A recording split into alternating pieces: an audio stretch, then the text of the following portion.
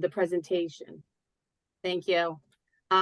So, and just, at the end of the program, I'm going to share some information about an upcoming event we have for all members in September.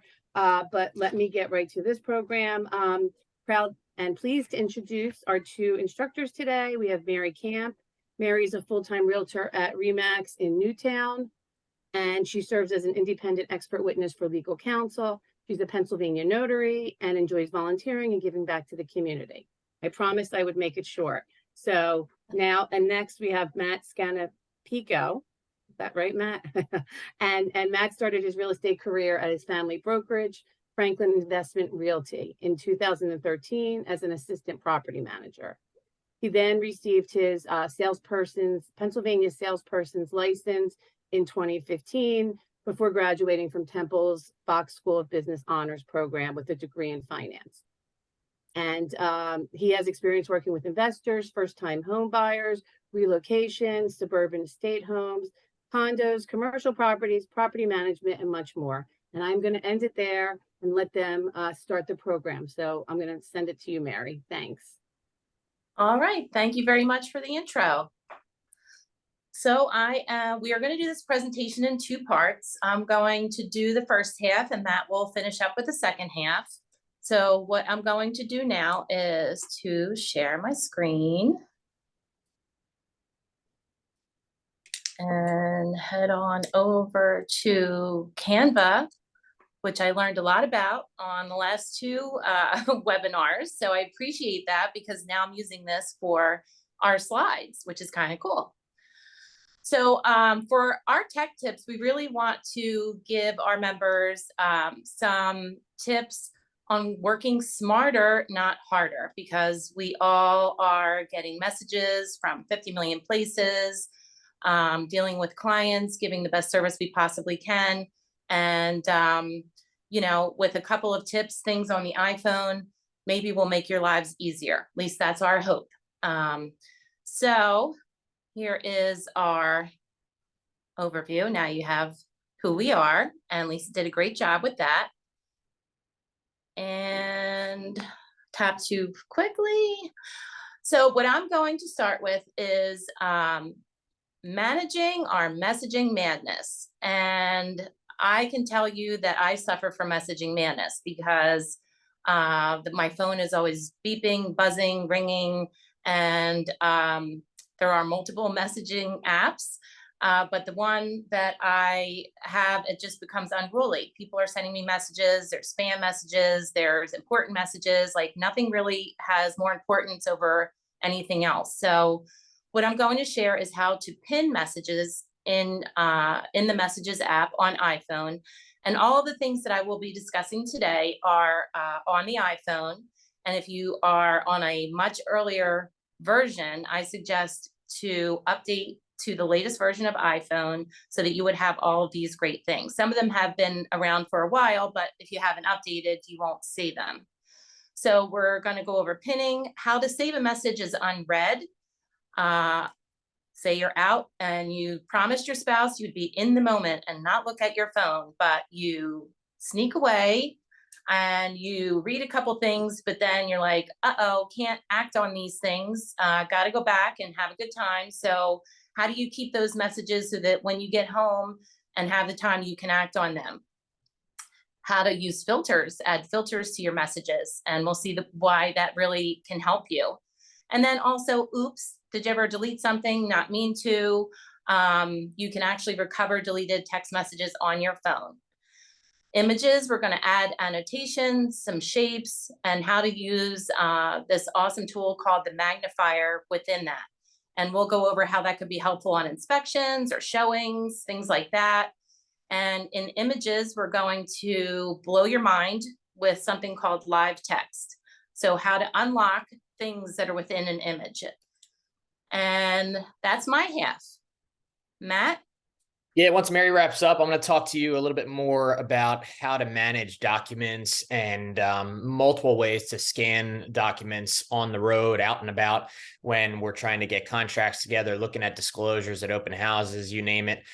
There's so many different tools out there that you could be doing on your phone. I'm constantly working from my car and doing things like that, to be able to maximize the capabilities of the mobile devices that we have in our hands, dealing with not only the mobile device, but also from a computer. There's integrations, especially we're talking a lot about iPhone here, with Mac and Apple, and how they kind of shake hands on what you could do there. And then also a little bit more about generic stuff like scheduling emails. You could set stuff for tomorrow, 3 days from now, or an hour from now. If you want to get an offer in before a deadline, making sure that something goes out the right way. And again, I'll touch base on both the computer side of things and the mobile device. So you have a couple different ways to do it, whether you're in front of a computer on a desktop, an iPad, or an iPhone, or even an Android device. A lot of the things work the same way.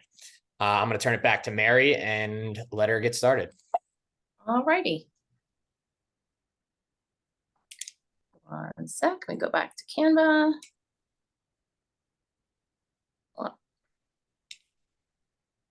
There we go. So we are going to start with something called pinning. And I actually, just a little side note, I started out trying to record all of these things, and then I thought, I'm not working smarter, I am working harder.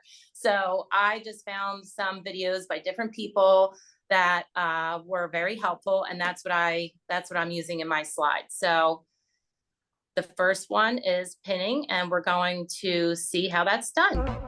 Now this is a nice and nifty one, especially for the people who you chat to the most. If you click and hold down on a contact, then swipe up, you can pin them to the top of the page. You can also swipe to the right and click that pin icon. So what's cool is you can pin up to 9 conversations at the top there, and if you want to unpin anyone, you just tap, hold down, and then click the unpin option. Another thing you can do along the lines of pinning is if someone sends you an important link, if you click and hold down on it, you can pin that link, so that in future, if you ever want to go back and check out that link, you can just click on the contact's profile, and right over there will be everything you've pinned from them. Then this is all right. So why would we want to use that? Let's say you have maybe a couple of kids that are constantly sending you messages, and you want to make sure that you're keeping them top of mind. Important clients, important transactions. So instead of having to scroll down and see those messages, you can keep certain people at the top. And this way they will always be at the top of your messages, and they're never going to slide down, and you don't have to search for them. They're always going to be at the top. So once you're done with that, you can unpin it and they go back. So this could be a transactional thing where you keep the top couple of transactions top of mind. Or again, you know, kids, spouse, friends, whatever that you're always texting, you can keep them right at the top. Next thing is marking a text message as unread. And this would be, again, kind of what I went over in the overview. If you're out and you happen to just check a couple messages, maybe with your, you know, you're with another client on an inspection, but you're sort of keeping an eye out for something, and you read it. I don't know about you. I mean, you know, how many things we get in the course of a day or an hour even that I'm totally going to forget about that. So how can we keep a message as unread so that when we go back, we can take action on those messages when we have time?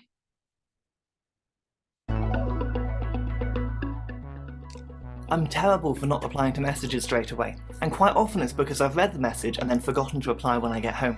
If I leave a message as unread, I find it much easier to remember to reply. And now with iOS 16, you can mark a message as unread even when you've seen it. This is how.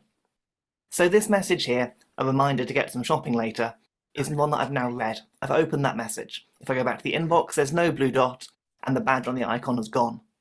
That means I'm pretty likely to forget the shopping, and I'll be in trouble with my partner. So what we're going to do is go back to the main messages inbox, and then we're going to swipe to the right and press that new button. This will mark the message as unread on my device, so I'll get the blue dot back in the corner, and the app icon will have a badge again. That means I know I've got a message to look at later on, and hopefully I won't forget. I should mention quickly that this also works with pinned contacts, even though you can't swipe to the right. So when I pin this messaging thread, all I have to do is tap and hold on a pinned contact, and then I can press mark as unread from there as well. This time, as well as the blue dot, you get the preview of the last message that shows up, which is an even better reminder. So with that, you can see how you can mark it as unread. And after this guy did this video, you actually don't have to do anything except for swiping right on that message to keep it as unread. There's always many ways to do any number of things on an iPhone. So you can also long tap a message and you will get that option to mark it as unread as well. And moving on to filtering. So you may be familiar in your email, how you sort of filter things. You have different folders set up. You have inbox, draft, sent, trash, all those things. And a lot of them can, a lot of the spam moves on over to updates or whatever that is in Gmail as an example. But how can you take back your messaging inbox? Let's take a look. Features to the iPhone.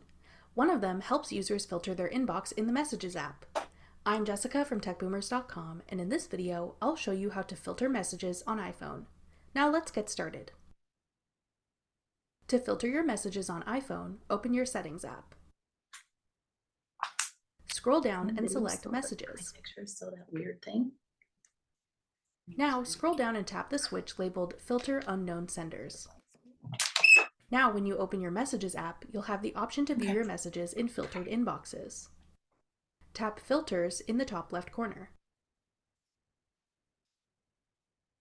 Now you can choose to look at all your messages, messages from known senders that are in your contact list, messages from unknown senders, which So I'm going to pause it here for a minute. All your messages gives you everything. Known senders would be people, anybody you have in your contacts list with the number that they're sending you a message from will be considered a known sender. Unknown senders are going to be spam, but it's also going to be messages that come from, you know, smart numbers.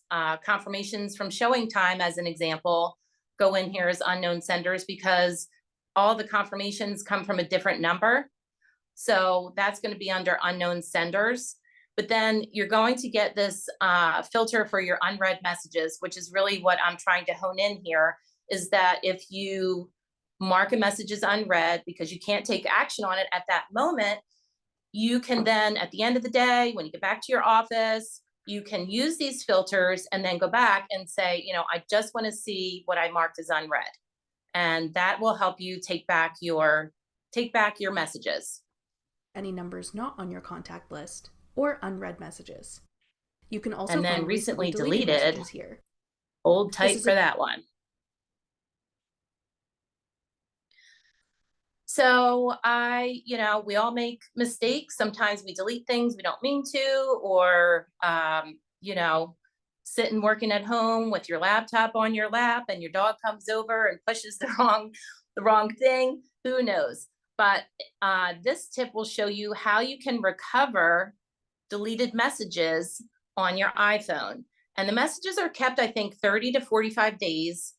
You do have a setting for your messages that you can keep your messages forever, which I do. And, that's just me. I'm keeping everything forever. I don't know how long, though, if I deleted it. I don't think that would stay forever. But this will show you a quick, easy way on how to delete, how to recover a message that you deleted. Starting in iOS 16, you can recover deleted conversations and messages on your iPhone. Here's how. In Messages, tap Edit in the upper left corner. This button might say Filters if you have Filter Unknown Senders turned on. Then tap Show Recently Deleted. Select the conversation you want to restore, and tap Recover in the bottom right corner. Tap Recover Messages to confirm that you want to recover the deleted messages. This will recover all messages and media, including photos and videos, for the conversation. You can recover deleted messages for up to 30 days. Then tap Done in the upper right corner when you're finished. And that's how you can get your So that's pretty easy, and something I didn't know either until I was looking into some of these tech tips. And now we're moving on to images and using the markup tool. And the markup tool is also applicable not only to images, but for this presentation, I'm going to just stick with using it in the images and showing you an example of something. You know, now it's very common still for people to have to waive inspections, and, you know, you're not getting back in for a second showing, that kind of thing. So oftentimes if I see something that I know, and I'm discussing with my client, then I'll take a picture real quick, add some notes, and then send it to them later so that they know, you know, hey, we're offering X amount over asking, not doing an inspection, but this is something you're going to want to follow up on. Maybe they can go contact a contractor or look up a backup battery for this sump pump at Home Depot. And at least, you know, I'm kind of being helpful to them along the way. So let's see how to do that. I'm going to do this live. So we're going to go to my images, and I will be selecting this picture of a lovely sump pit with the sump up in here that was broken. So you open your image, and then you see you have some options at the top. I'm going to click in the upper right-hand side, you'll see the option for edit. And that gives me a bunch of different tools. And for today, I'm just going to focus on the markup tool, which looks like a little pen in the upper right-hand corner. So when I click that pen, I'm going to get this toolbar here with pens and colors and all that kind of thing. And initially, it likes to open up on the bottom, but because that's really not helpful for me at the moment because I can't see the bottom of this picture, I'm just going to touch it and slide it, and it's going to sit over there while I'm doing this demo. So what we're going to do here is, one of my favorite things about this is adding a magnifier.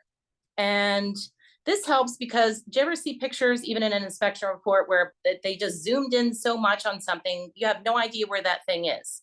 Oh, you know, here's a hole in the ground. They take a picture all zoomed in. Well, where is that in the room? So I like using this tool to kind of call out some things. So with this, I'm going to click the magnifier, and then you can see I'm roaming this guy around here. There are 2 dots here. So the green dot, I'm going to put it over this barcode here. The green dot, you can use it to zoom in or zoom out on that area. The blue dot will make this magnification area larger. So in this case, what I want to do is to really kind of draw in here. This is the float, and this is where it's broken off. So I'm going to do this to magnify that. And because it's so dark, I'm going to add a circle, a red circle around it, so that they can see what I'm calling out here, that we have to attach this float. Otherwise, it's not going to work. And maybe I want to add an arrow, even further show what's going on here. And you can draw with your finger.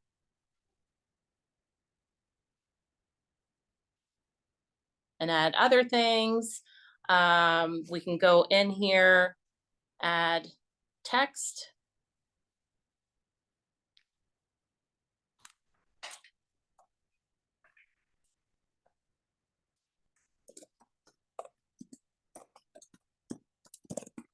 To add some more context to it.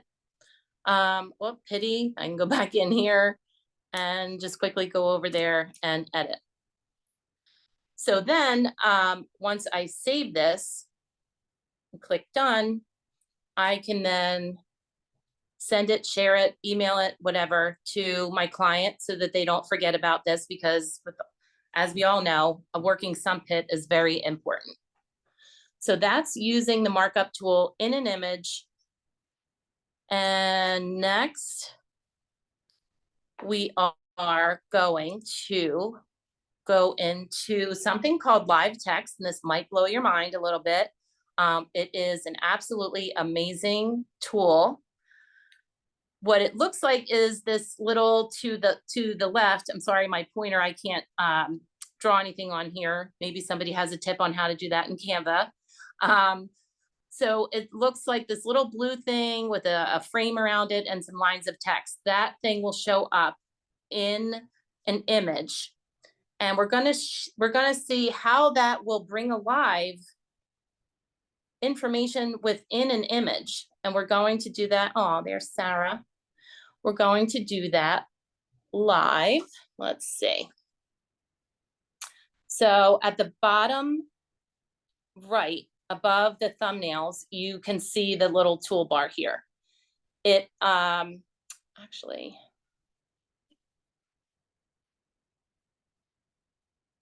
no, I can't use that for this situation. So this little icon here, little frame with the lines through it. When you activate that, oh, and did I go into a picture and not a video? I think I did.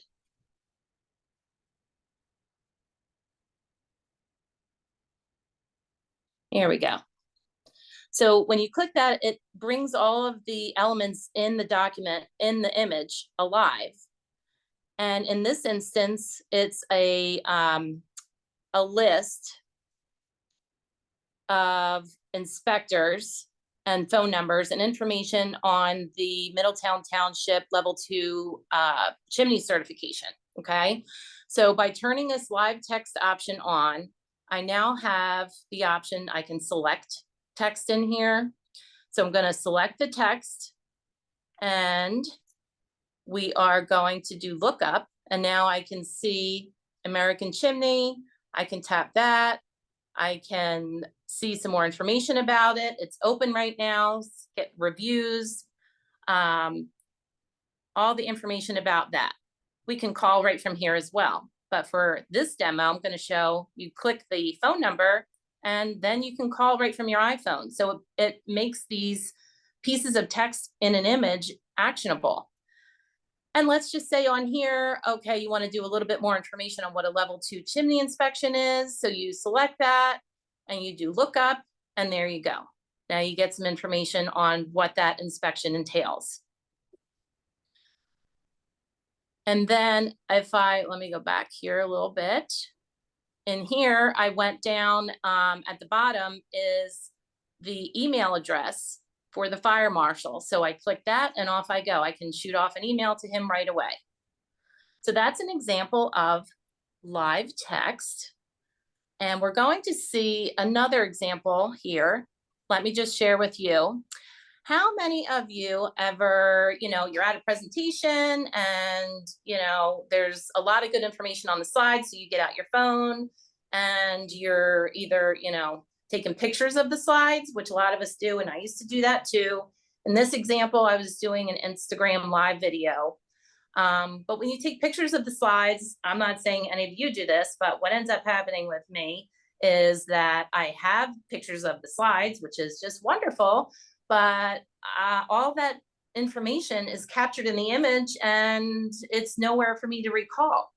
So now, and I've done this, you take a picture of the slide if you want, and you can do this many different ways. And again, our tech tips today are dealing with the images and doing some great things with them and getting information out of them.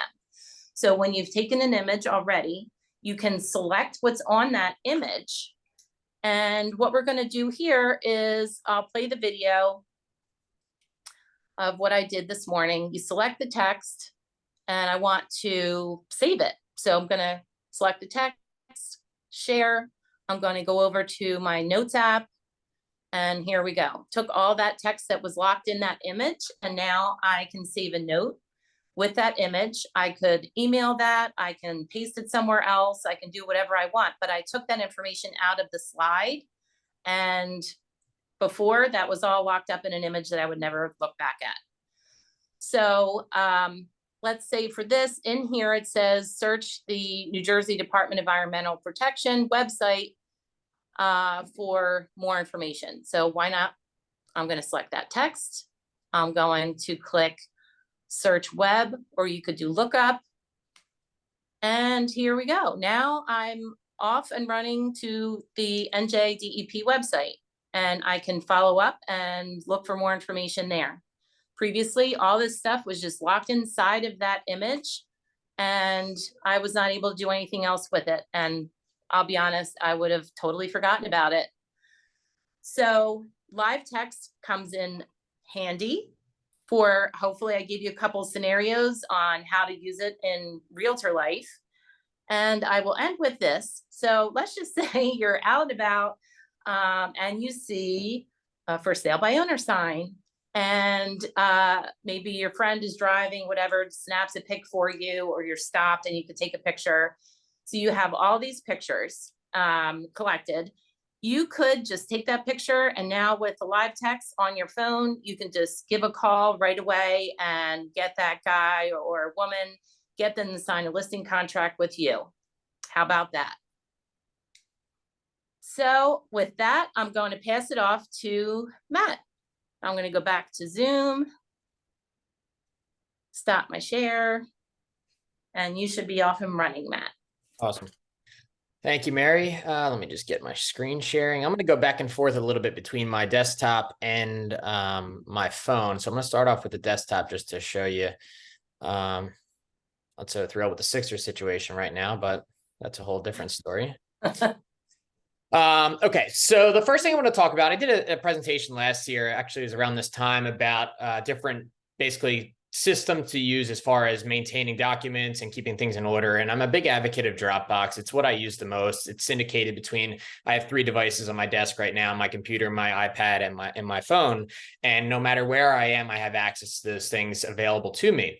So it's critical for me to have that while I'm out and about. And one of the things I take into account the most is scanning documents, whether it's after an agreement of sale. I do a lot of stuff on my own. I don't have an office admin, so I'm scanning stuff.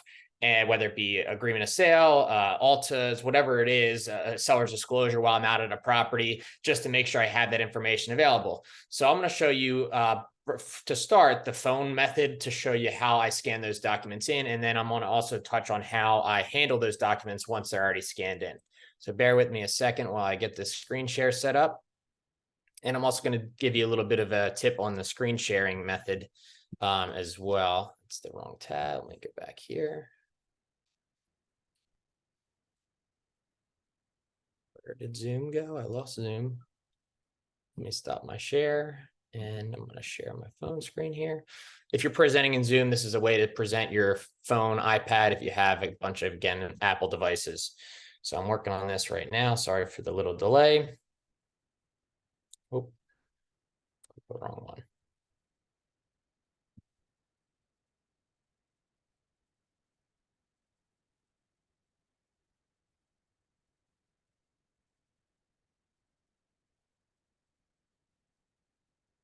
Okay, so you guys should be able to see my phone now. I'm going to go start. I actually have a widget on my phone. You can see in the bottom left-hand corner, that's a Dropbox widget for scanning. So I could click that button directly and open a scan, but I'm going to go actually through the app to show a little bit more detailed way to get to it. So if I go to the Dropbox app, I'm actually in a presentation folder, and I could click and scroll at the top of my screen and go and click scan. It's going to open up basically a photo window, and you can see on my desk, I have a document here. I'm just going to do the first one for now. You line it up. And after a second, sometimes it doesn't like the edges on the screen. You find the edges, and after a few seconds, it snaps the photo, it scans it, and it's now in a very legible PDF document. I used a fantasy football sheet in honor of football season getting started. From here, I can scan multiple pages, and I'll show you that in a different example. I can hit next, and I can title the document. The good thing about this, sorry to go so fast, you could scan this both as a PDF or an image. Depending on what you're scanning, you might want it in a different format. So for here, I'm just going to use this example. I can title a file, fantasy football, and scan this on any of my folders that I want. For me, I'm normally scanning these documents into sales folders or whatever folder they are. For this, I'm just going to use the tech tips presentation. It's saving, and now I have that not only on my on my phone, but it's now saved on my computer, on my iPad, and all these different locations. And from there, I'm going to talk about how you can send these out, but just to show you real quick, with this file, I can do a lot of different things. I could save it to my device, so I have it in my Apple kind of infrastructure, or I could share it to somebody else using a couple different methods. I'm going to touch on these in the presentation, but since I'm in here, I'm going to show you now. I could send a link so that anybody with a link, regardless if they use Dropbox, regardless of what device they're using, computer, phone, tablet, doesn't matter, Android, iPhone, they can access this PDF. Or specifically when we're talking about iPhone, I could actually send a copy of this file in a couple different ways. One of the easiest ways would be to an iMessage. When I'm sending documents to a lot of people, a lot of clients that have iPhones, I'm able to send a text with a seller's disclosure right to them. I'm going to talk how to do that same thing when I get to a seller's disclosure coming out of the Bright app. Or I could send an email. I use Gmail personally. You could use Outlook. You could use the the Apple Mail feature. You could print it. There's all the different features you could do from your phone to actually use and basically create a PDF document. So another way to scan a document is using the Notes app on an Apple device. So for the Notes app, you actually have to hold down the app to create this new menu, and from there scan a document. And it's not only for documents, it could be something for like business cards. So for example, you're out at an open house or you're running an open house and you get all these business cards at the end, you want to scan them in and make sure you have access to all the agents that came through, or even a listing for that matter. You hit scan document and it's going to create a similar screen, and you line the photo up, and this one's quick. It takes the photo, and I'm just going to show you if I wanted to add a second business card here, pull the second business card in, and in a quick second, it snaps the scan. From there, I could save this, and you could see it bundles them up into a block of photos, and it actually self-titled this one. Sometimes it does that. I can create the name. So this would be Open House Business Cards. Oops.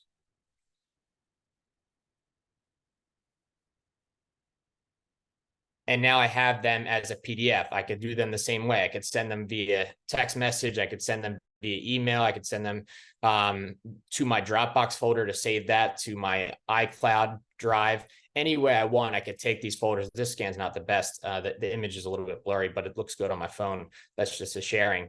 And now I also have it as a note. So I could share this note directly to someone else, maybe someone you're working with in your brokerage, or to the homeowner, whatever you want to do. You have the ability to send it out from here. And then one that's a little bit less common, I don't need it for an iPhone, but one that I used when I was an Android user back in the day is called Cam Scanner. I'm not going to go into it. I just wanted to show the name. It has the same exact features. It's just a little bit a slightly different interface, but has all the same capabilities that these other two apps. And there's other apps out there that have the same capabilities. It's just a matter of personal preference and how those programs syndicate across your platforms. So I don't have the presentation up right now, but I'm going to go back through once I finish up in this presentation. So I just scanned that document in Dropbox. I was talking about how you could send this out. There's different ways you could send it out via link. You could send it out via text message. You could send it out by attaching it to an email. That's going to be one I'm going to try and show you right now. So if I want to share this to an email, I have to send a copy of the file. And from there, I'm going to open up my Gmail, and it attaches the mail directly to, or the PDF directly to this mail. I'm going to put my email in there, and I could send that out with whatever other information I want to add. Then back on the Notes application, for Notes in particular, and anything on the iCloud sphere, I could save this Open House Business Cards file to my files.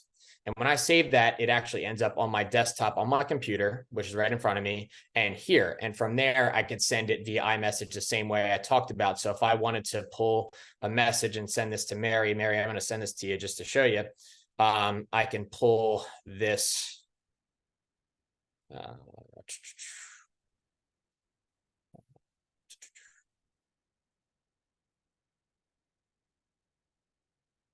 Sorry, I don't normally do it this way. So let me go back the other way I normally do it.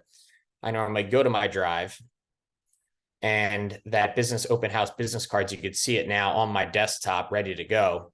I could send this out as a text message once it loads up.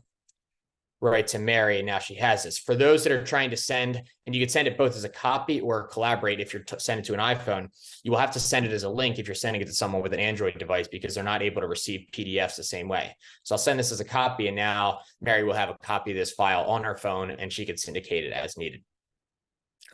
So I'm going to hop off my phone for a second and show you the same capability from a computer because we're going back and forth on these devices. So on my computer, you'll see that I have the same exact file actually available on my desktop. Let me just find it here.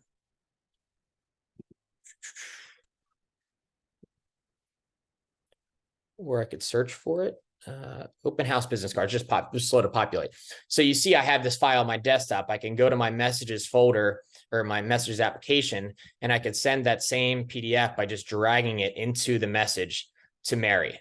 I could send it as a collaboration, or I could send a copy of it. And now she's got that by using my computer, or I could go into an email in the same way. And I'm going to jump ahead a little bit and show you attaching the same file to an Apple Mail account. So I don't use Apple Mail myself, so this is my least favorite program. But what I can do is I can attach this the same way by dragging it in. It pulls the attachment in. I'm going to set a sample address, and I'm going to show you the next thing I'm going to do. I don't have my Apple Mail set up, so it doesn't cooperate quite well. Test email. Not only can I send this, but I can also schedule to send it. So let's say I didn't want to send this email to Mary until this evening, or I'm working late at night and 11 o'clock at night. You don't want to bother someone and wake them up. You could set a time. You could send it now. You could send it at 9 p.m. tonight, 8 a.m. tomorrow, or you could send it at any point in time. It prompts whatever time you want. You could specify that. So I want to send this tomorrow at 1 o'clock. 1:40, let's do, just to make it simple. Schedule that, and that will go out, assuming you have your settings correct on here, and that's done. The same thing will apply for different email servers. So if you want to do the same thing for Outlook, again, I'm not a big Outlook proponent. I'm Gmail everything, but I could create a new message here.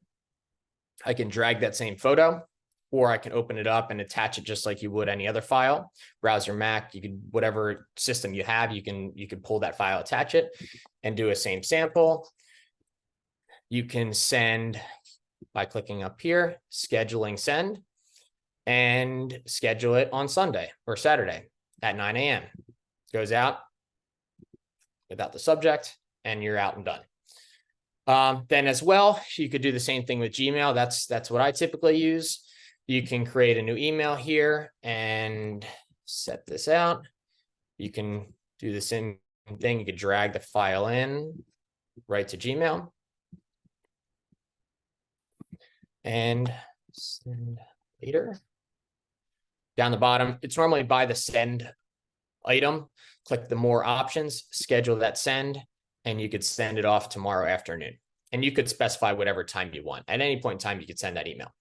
So going back to share my screen on managing these documents, I'm going to show you how I get like a seller's disclosure and get it out to a client. So let me stop my share on my computer and go back to my phone for a second. Bear with me.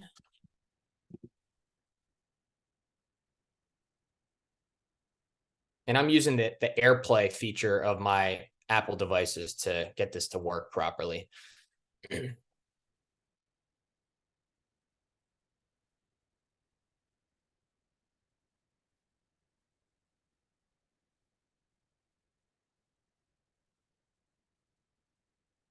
Okay, so you should see my phone again. And from there, I'm going to go to the MLS Touch app that we are using. And I actually had one up, so I'm going to go back through just to go through the process. So let's say I go to a property. This is one of my listings I looked up, 31 Banbury Court. I'm going to pull this up and I'm going to pull the listing documents. And I already logged in. It'll prompt you to log in. And I can see that there's this seller's disclosure. So I open the seller's disclosure. Now I have it up on my phone, and I can send this out by text, email, you name it, from here. All I have to do is click that share button, the box with the arrow, and I could send it as a text. I'll use Mary as an example again, send it right to her. I could send it as an email using any of my features, Gmail, Outlook, Apple Mail. I have a Brother printer, so I could print it at my house. If you have an AirPlay or an Air printer, you could print it using Apple Print, but there's all these different ways. You could save it to your files. You could save it to Dropbox if you have that. You could even create it in a DocuSign. So let's say I'm going out on a limb here.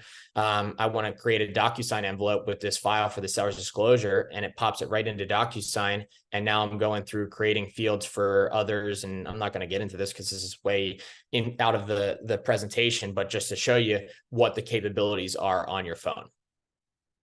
Another example would be an estimated closing cost sheet. So I think I might have one available here on my desktop. No, I don't, but I have it on my computer. So I was going to do the same thing. I'll just use this same file. I could send a closing cost sheet. I did it on my computer. I saved it to my desktop, and now I pull it from my desktop on my phone. So I was working on my computer earlier in the day and I ran out. I knew that file's there. I could send this out, or I'm looking at a hardwood flooring quote. I could send this out to a client the same way. Any which way you want, text, email, phone. You could send it on social media if you really wanted to. There's a lot of different ways you can maneuver these documents once you have them in place. It could be any document. I showed you the DocuSign envelopes, as well as one last thing I want to show you is zip forms. So there's a mobile app for zip forms that I actually used this weekend. I was celebrating my wife's birthday in Atlantic City, trying to get documents out for a extension on an inspection.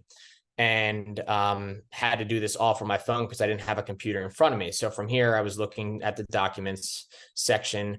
I'll just use the same one I was actually working on the other day, a change in terms addendum. I always use the original one. I just like the layout better.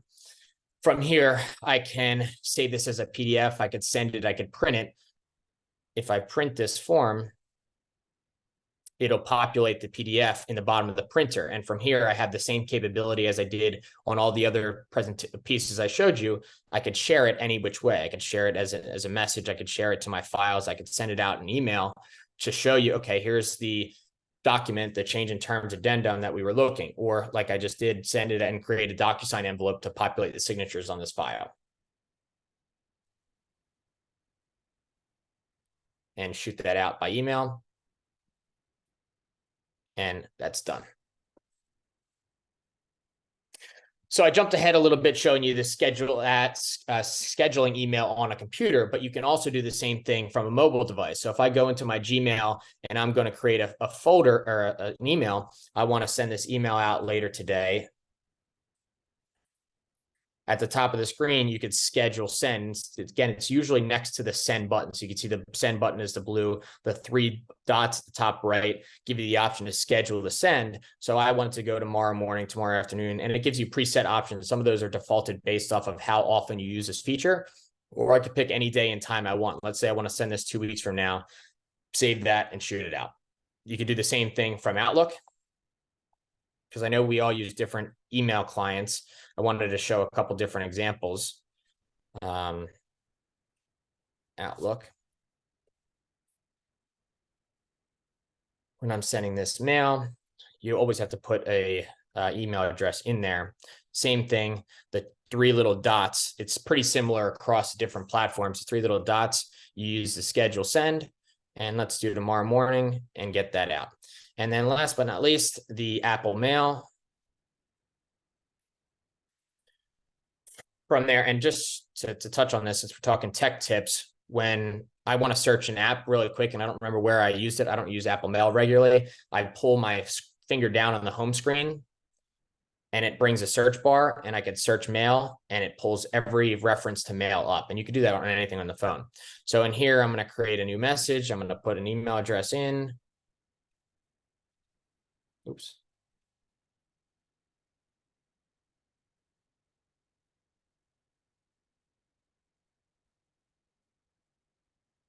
You got to hold on to the send button here. It's not very apparent there. And you have the same options. When you hold press on that send, it gives you the option to send it now, 2 options, or specify your time. Send it tomorrow without a subject. Sure, I don't mind. All right. That is the way you handle scheduling mobile email. I showed you the desktop, showed you a couple ways to handle files. There's 1,000,001 different ways to maneuver on the device, regardless of which systems you want to use. And someone asked a question about Android. The same features are available on those devices. It's just a little bit of a different interface showing you exactly what you're doing on those programs and how they work in your system. Obviously, Android doesn't have iCloud Drive to show you those same features, but there's other, like OneDrive, for example, is a Microsoft platform. They have the same options, and from a device, you can send the same information out any which way you want. And that's pretty much it for me. I just wanted to ask if there's any questions from what we went over. I don't know if I didn't see anything come through in the chat from any questions there, but any other questions from anybody? Is there a way that you know how to schedule text messages by any chance? I actually don't believe that is a feature yet, but I'm pretty sure I read something that Apple, at least, is coming out with that feature to send later. Okay. So it's something that's in development, but I don't believe it's in progress yet. Okay, thank you.